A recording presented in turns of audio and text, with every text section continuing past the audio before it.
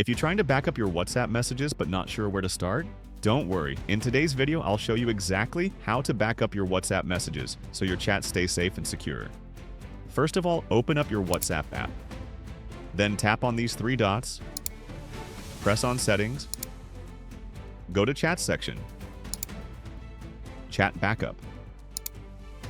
This is the place where all work will be done. Now we will back up our chats and media to our Google account's storage, from where we can restore them on a new phone after downloading WhatsApp on it.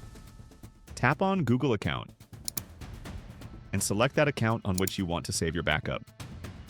Press Continue. Now our Gmail has been linked. Press on Automatic Backups. Set it according to your preference. Enable this if you want videos along with your chats.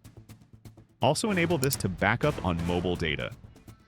Once all done, press on Backup and all your WhatsApp data will be saved in your Gmail instantly.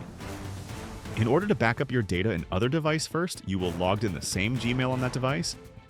Then you will download WhatsApp and set up your account. That's it for today's video. If this helps you, make sure to like the video and subscribe for more quick tutorials. Thanks for watching.